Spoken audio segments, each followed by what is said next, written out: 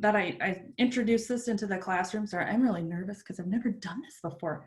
Kind of, you know, you get used to talking in front of the same students, but man, when you're talking in front of other professionals, it's a little more overwhelming. But so last year I incorporated exercising the mind into the classroom. I was fortunate enough to attend a CE course a couple 2 years ago now. His name is Dr. Uchi, and I'm not 100% how to, Olituler. He is from Canada, but his name, and I have his information at the very end too, but he's on Instagram as Fitz Speakers. And he really kind of opened up my mind, and he was talking about, and I have always been kind of I guess I consider myself fairly healthy. I try to eat right. I exercise every day. And I'll kind of explain why I exercise every day just based off of some of the stuff I'll be talking about. But he was talking about exercising, just doing like a 10-minute HIIT workout a day can help with just your cognitive abilities and things. And so I thought, okay, so the students have been struggling, I've seen, and maybe you guys have seen this too. In the past couple of years, I've noticed there's kind of a decline in their, I would say, cognitive ability, being able to retain information and utilize it in the proper formats.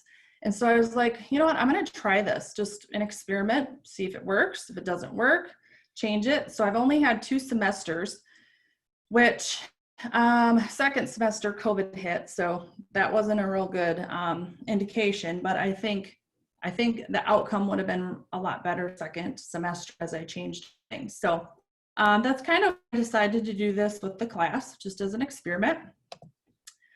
So kind of some things with mind body exercise. Most people think that when you are exercising that you have to go and do like 20 minutes of severe running and cardio or 45 minutes. They always think of the physical benefit of it. They don't think necessarily of the mental benefit of it. I exercise more for mental than I do physical, just because it's kind of my stress reliever. I start my day off with that, and you're gonna laugh at one of my slides, pictures coming up, but I'm not a cardio fan. If you ask me to go running for half an hour, I'm like, I'm out. But I do like the weightlifting side of things, because if you're lifting heavy, you get your heart rate up. So I'm still getting that cardio, but I do it a lot more for the mental benefits, because I do feel like I'm a lot less stressed. It's just kind of my outlet too. So that's kind of why I do that. There have been studies of showing, and I'll have some of that too, but about 150 minutes a week is what we need to end up lowering. It can actually lower depression, as you can see on this little picture here, that it reduces depression. It can actually reduce depression by 22% just by exercising 150 minutes a week, which if you break that down, you're like, holy buckets, that's a lot of time to exercise. It is, but it isn't, because you could either stretch it out to your 7 days, and it's roughly 21 minutes a day.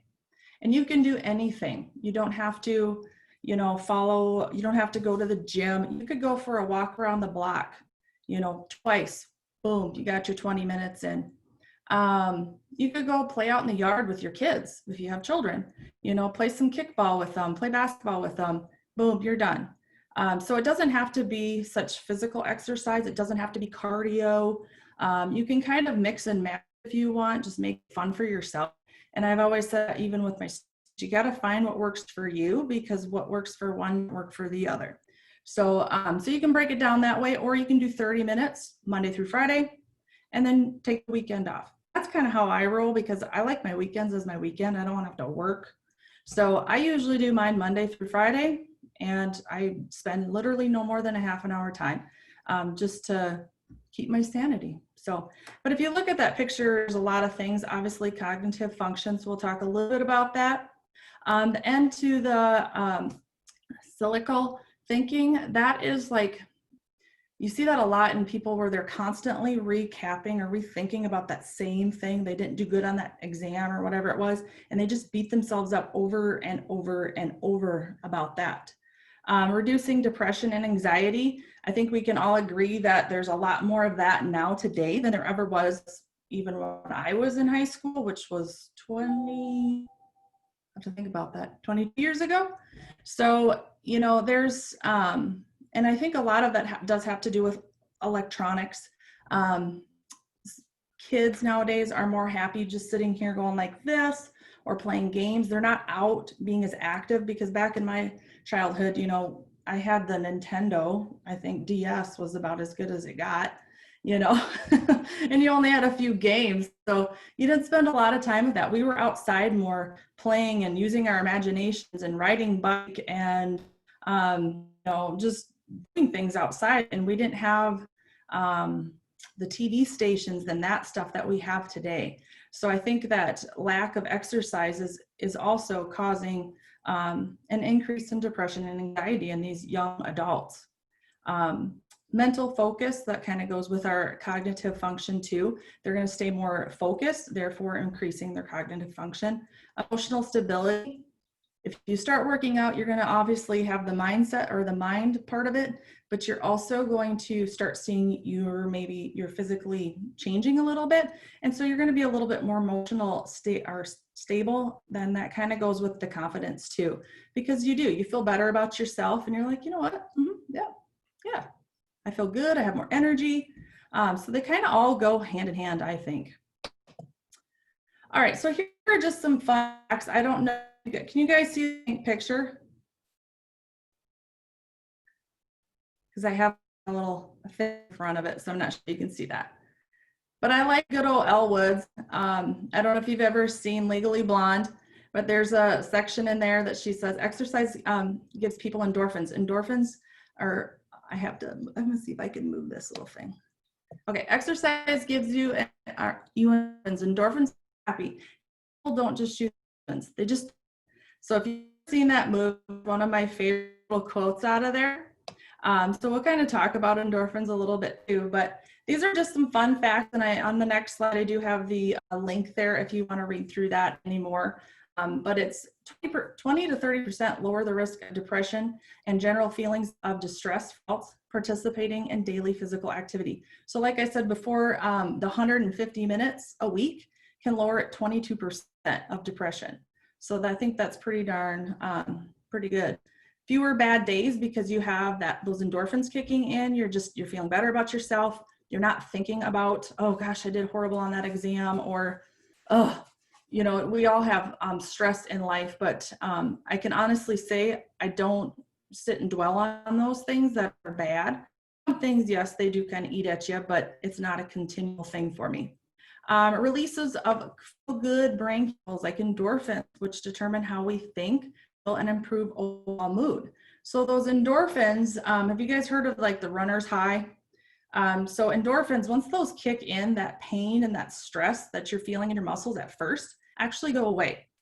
Okay, so if you think about it, I don't know if you've ever went for a good walk, or you know your buddy talked you into going and working out. Let's just say, did you truly ever really regret working out or just exercising that bit after you did it? Like immediately after you did it? Usually not. You're like, oh man, I feel really good. I'm, you know, proud of myself. I made it through that. Now the next day, on the other hand, if it's been a while since you've worked out, you might regret it because your muscles are going to be sore. So pretty normal, but stretching is key there. The serotonin, one of the chemicals released during exercise, and 25% of that is stored in the brain. I thought this was really interesting that serotonin, 25% of that is stored in the brain, 75% of it is actually stored in the gut area. Okay, so, and if you look at this, the chemical most antidepressants target is serotonin. Okay, so my thoughts are, hey, if we can actually lower depression and anxiety for that matter, by just doing some physical activity every day and getting them off of some of those medications that they're on to help treat that, I'm all for that. Because we have side effects of medication where have side effects, bad side effects usually, of just getting a little bit more activity in your life. So I thought that was a really interesting fact there. Okay, so kind of continuing on some of the fun facts of how this can help your mental clarity. It's training the brain.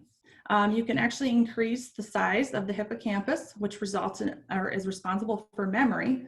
So it actually increases the nerve cell connection that actually protects your mind from injury and mental illnesses. So that's where that connection is coming in to help lower and issue with any type of mental illness. It's a natural way to improve energy. I would, if you've ever been out going for a nice long walk or you play a game or whatever, you do feel like you have a little bit more energy to go afterwards. It releases tension. So if somebody's having kind of a lower mood, kind of sluggish, or, you know, I noticed if I go an extended period of time without moving around, my muscles actually hurt worse.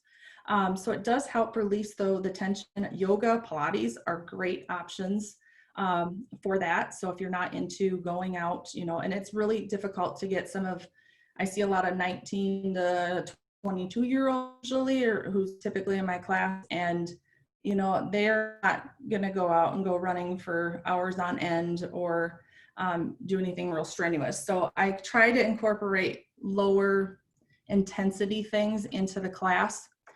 Self-worth. So you feel good about yourself. You have that self-satisfaction and a sense of accomplishment. And I think that goes for any age. It doesn't have to be young adults. It can be older adults too. I once did this Rumble on the Ranch. I don't know if you're familiar with that, but it's Joy Ranch hosts it every year, and it's for a fundraiser. And it was a 6-mile track with obstacles within. And I was like, oh my gosh, I cannot run 6 miles. And I was training myself. I was trying to do 3 miles a day because I knew I had 6 miles of running, and who I was going with, I knew ran. Now, some of the obstacles, I have a thing with height, so I couldn't get up on some things that were, I don't like that, but I was so proud of myself when we got done with that I was like, I cannot believe I made it. That 6 miles up and down hills and some of the obstacles. Okay, now I will tell you the negative side of that is the 3 miles I was practicing beforehand did not like trade me at all, because I couldn't walk up and down steps, I think, for like 2 or 3 days after that. But it still had that sense of accomplishment. I was really proud of myself. So, and I think students will also have that. And I have seen that actually, especially second semester. When you exercise of any sort, you get a good night's rest. Your muscles have a time to relax, and it actually makes you tired. So being involved with others, kind of again, going with all of this, like, gaming and everything, being watching TikTok time and Snapchat and Facebook and Instagram, they're not having that social interaction. So it's making our students, I think, a little more socially awkward. And that's one reason why they don't want to do some of these going to the gym, because they might actually have to talk to somebody. Or, you know, I would say find a buddy first to work out with, so that you guys can kind of motivate each other. But it's improving that one-on-one connection with other people too. It's distracting you from negative feelings, because if you're sitting too long, you can constantly be rehashing those things that are horrible in your life. Whereas if you kind of get busy and you start focusing on other things, and especially if you're new to any type of exercise, you're going to notice that those muscles are sore, and you're kind of concentrating on that, or concentrating on keeping your proper form so you don't hurt yourself. So you're concentrating on other things, and then those positive, that serotonin is released as well. So you're getting positive chemicals. And it can outlet for whatever reason. You know, if you do have a lot of anger issues, let's just say, and some students do, maybe they want to pick up boxing. You know, you can get some boxing gloves and one of those things that hang from the wall, or a boxing thing. And that's a great way to actually release some of that energy and anger that you may have. You can take it out on that. Okay, so any, I guess, questions about that so far? Yeah, okay. So Ages 19 to 64 is what they recommend for the 150 hours per week.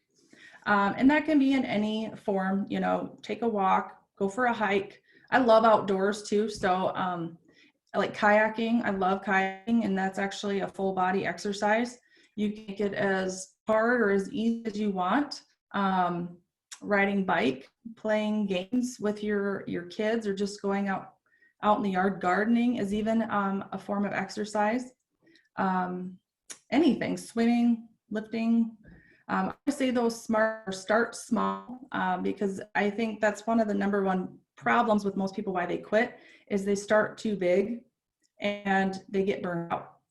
So find something that works for you. And I tell the students the exact same thing because I do try to promote in the class a healthy lifestyle. We talk about foods a lot, actually, and they ask me, you know, what do you do for, and I'm always trying to promote that just because I want them to be not just physically healthy, but mentally healthy as well. Because in my field, I'm in dentistry, so you know, our patients need us to be physically and mentally healthy to work on them. So, but start small and then work your way up. You know, don't go thinking you're going to go do something for an hour long or think you need to beat yourself up for an hour, because it's proven that 10 minutes a day is sufficient if you're doing the right exercises. Okay, so just a couple things that from this doctor, we call him Dr. O. A lot of people do because the FIT speaker guy, Dr. Uchi, because I don't think anybody can really pronounce his last name, but exercise not only changes your body, it changes your mind, your attitude, and your mood. So my attitude and mood stick out way more than any body change. And then I really like this one. And this one, both of these are actually from that Dr. O.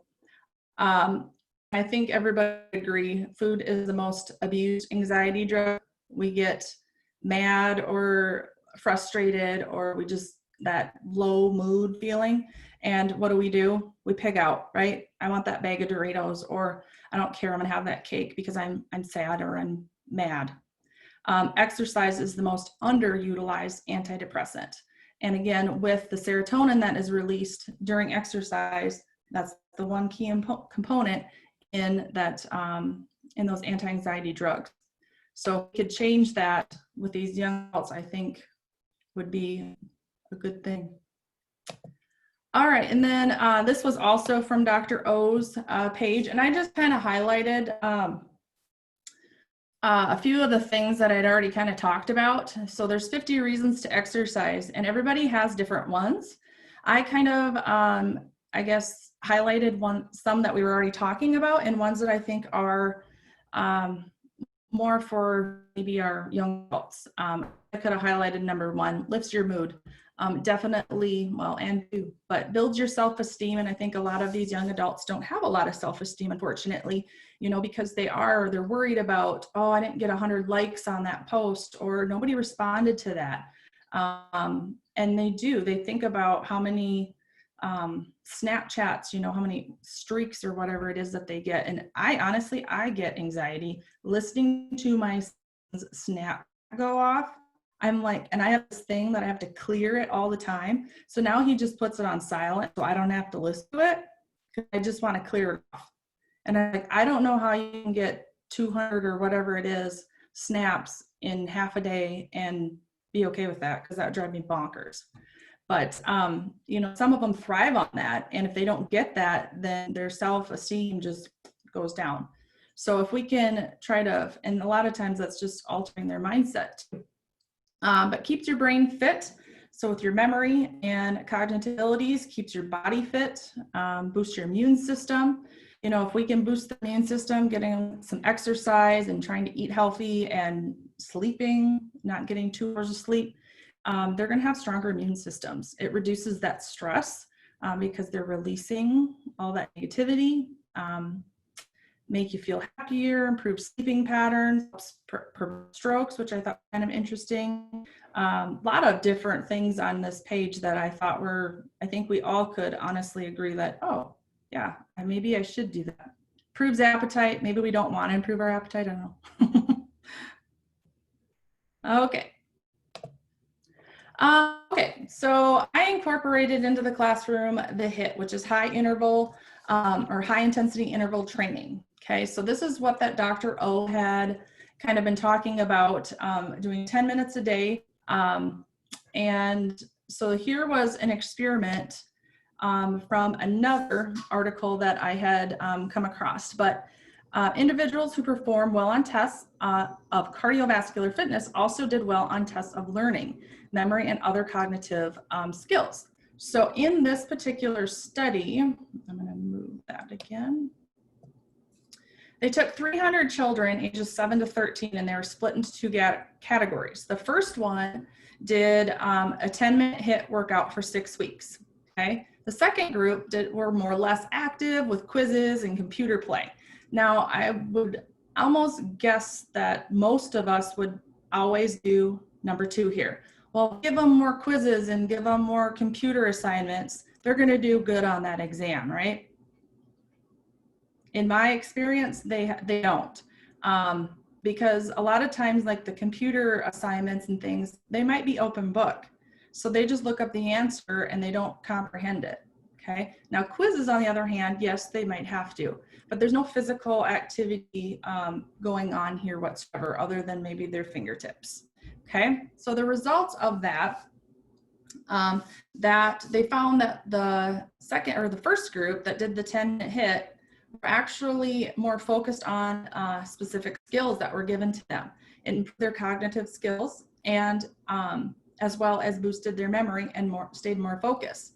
So one of the things that talked about in this article was that, which I thought was interesting, that individuals who have kind of a poor cardio health and maybe have like some gene variant going on there are also linked to poor cognitive skills.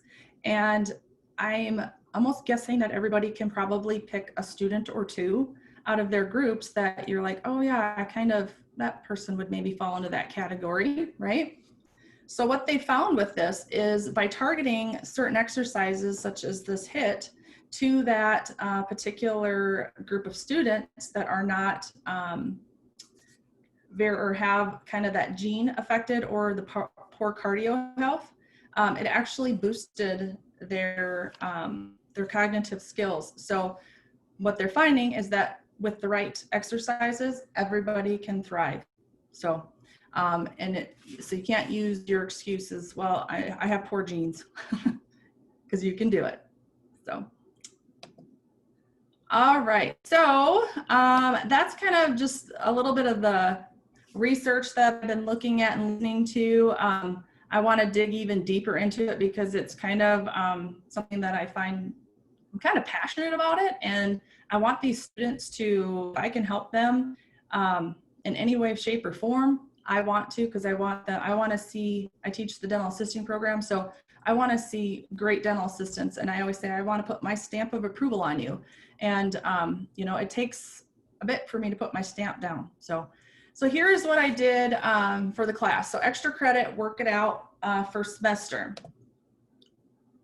That's my favorite. No, you've seen Pitch Perfect. Don't put me down for cardio. Amen. Don't put me down for cardio.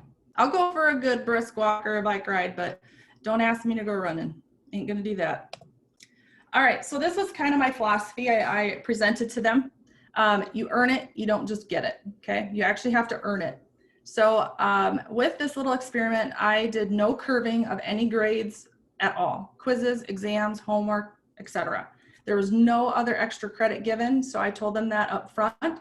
And I also said, you know, end of the semester and you're failing my class, and you asked me if there's any extra credit for you, there isn't, because this was your extra credit. So it was to help kind of motivate the students to participate, and this is what I did.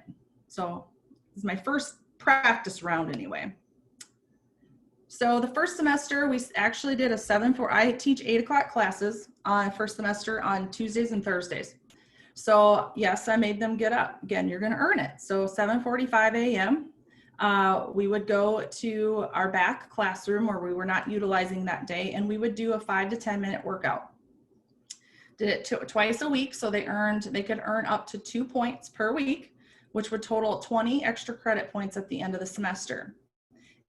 I did my math on that, and I was like, well, 20 points, like people see 20 points and they're like, wow. Well, I have 8 units, and I figured, you know, if I curved every single exam that I had, 8 of them, and then if you do my final by 2 points, if I curved every exam by 2 points, there's your 20 practically, you know, or you gave those points back on a quiz or an assignment, you know, or gave them a bonus point or whatever.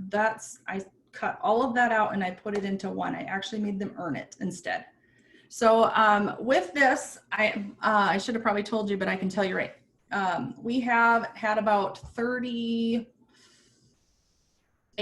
students, I believe, first semester. Okay. So out of those 38, I started with 15 individuals, half the class.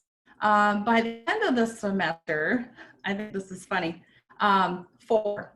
Okay. So only 4 out of those 15 hack it out for that 5 to 10 minutes. Now, I practice what I preach, so I said, I'll go with you. 2 of us instructors, myself, and then another instructor included, also participated with the students. And some things I would do, I've never done myself before. I tried to do things that I thought maybe going to be a little easier for them. So it kind of consists of different leg activities. So we might do squats for that 30 seconds, and then we had a 10-second break, or we might do jumping jacks or lunges, just something, okay? And just because you have to touch the floor when you do your lunge. I mean, if they can only get down just a couple inches, great. You know, you got to start small. So we did different ab exercises. We did some floor movements with that too. And then we did different arms. So we didn't have weights or anything like that, but we have tons of gallons of water. So sometimes we would take our gallon jugs and we would just lift them like doing bicep curls or something. We would put our hands on the desk and we do triceps for 30 seconds. So I just kind of used what we had. And so we used more of our body weight than anything. And then we did a little cardio because with HIIT, it's short bursts of cardio, and then it's usually a strength training. So the jumping jacks in that particular case was the cardio, and then we would do legs and abs as the strength. So I would kind of rotate that way. So the 30 seconds exercise, 10-second break in between. I had a little app on my phone that I used that had an interval training thing on it, and I could set it to some music. So we would blare the music in the back, trying to get everybody pumped up. But there were only 5 exercises total, and then we would repeat after that first round. So if you look at that, I didn't think that was too harsh for only 30 seconds of, you know, doing some squats or jumping jacks. And you just do 2 sets of that. But as you see out of my 15, 4 of them lasted. So, all right. So my results of first semester, it was my go around. I didn't do the greatest job of making sure I wrote down all the scores. I did, but then I kind of lost. Semester's like, I stay more organized here. So I'm already prepared for this next semester here. But what I found though was lack of motivation in about 75% of the students, because they had to get out of bed and show up to class, you know, 15 minutes early, or most of them were not even, some of them would even tell me they lived across the street from the campus. So they would be like, I don't get up till 7:40. I have 8 o'clock class. So needless to say, they literally rolled out of their bed and came to class. So that was a big part of it. I think 25% stayed focused and motivated. There was definitely a sense of accomplishment, and they felt more that I could see. And those individuals, especially those last 4, I could definitely tell they were more alert and awake for my 8 o'clock class. Which I thought this was really cool, but the ones that actually made it all the way to the end, I had somebody, a student that did all the way up to the 2%. So it raised her grade by 2%. She was absolutely thrilled by that 2% because it brought her from her really high B to that low A.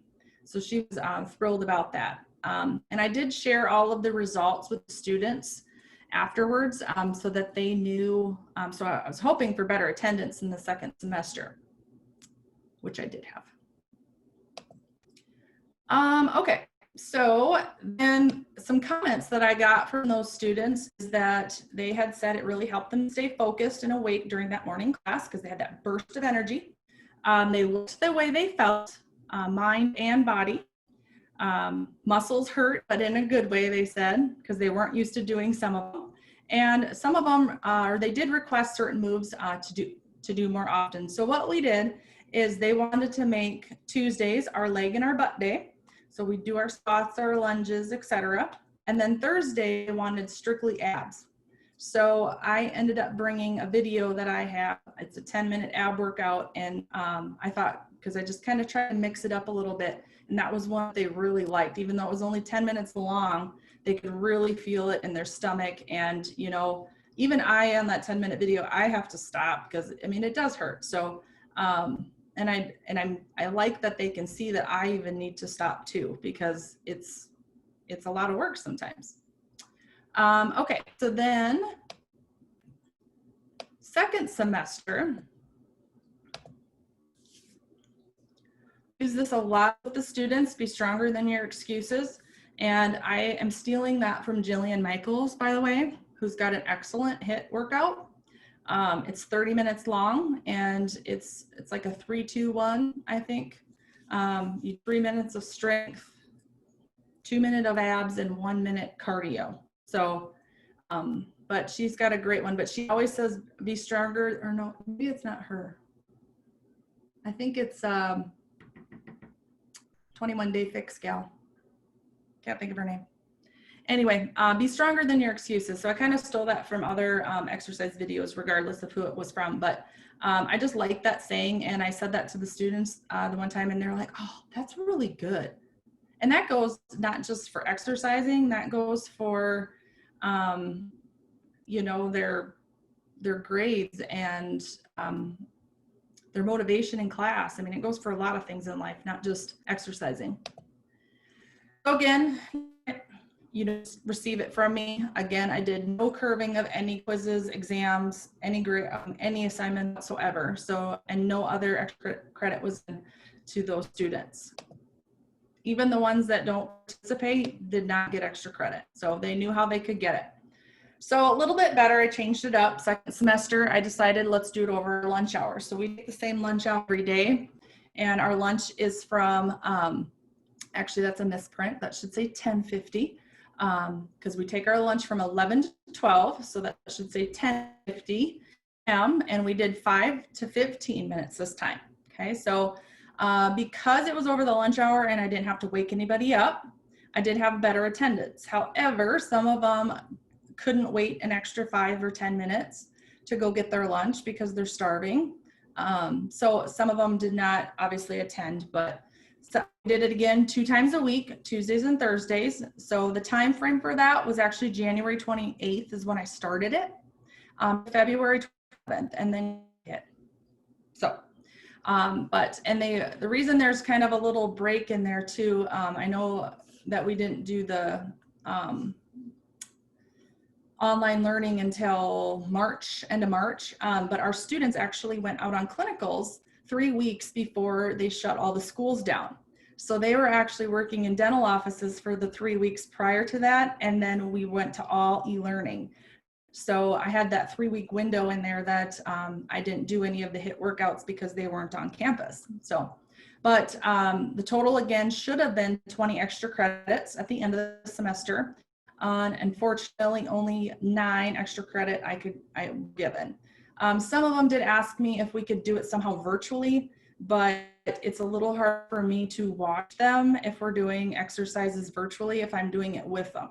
So I said, you know, if you want to record yourself doing something and email it to me or somehow, you know, do it that way, I said, fine, let's do that. But it was a little more difficult for me to do that because when I'm in the class with them doing the workouts, I can see who's, you know, doing it, or if they're just laying there like a bump on a log.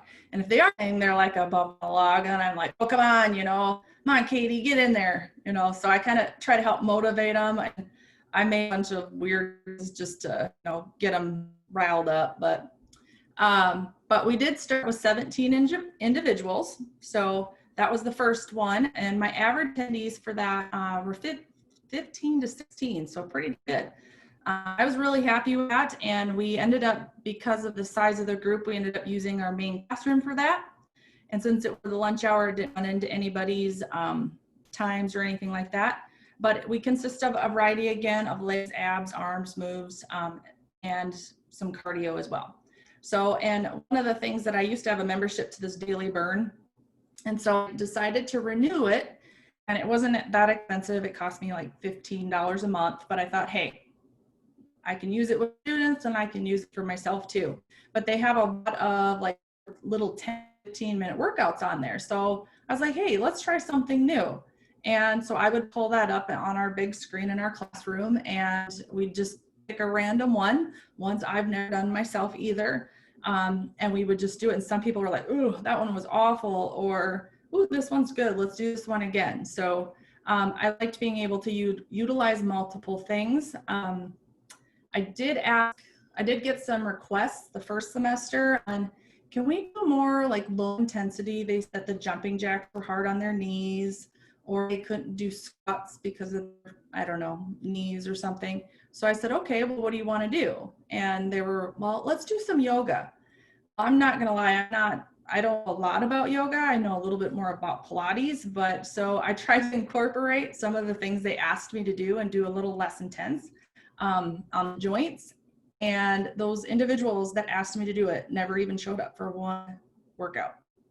So I was like, okay. But, and I just said, you know, if you can give me some ideas, I said, I'd be happy to change whatever you want. And so then I started doing a little bit lower intensity stuff, and I never did end up having them come. But so my results, I did a little better second semester.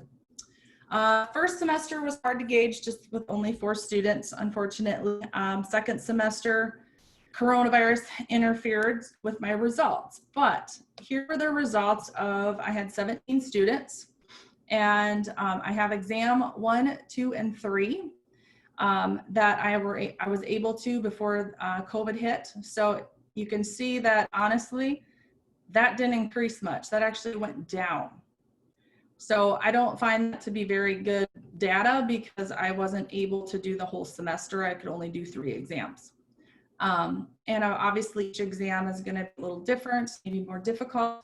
When COVID hit, since they all needed to go online, proctoring was kind of an issue for us because libraries were closed, and we did what we could.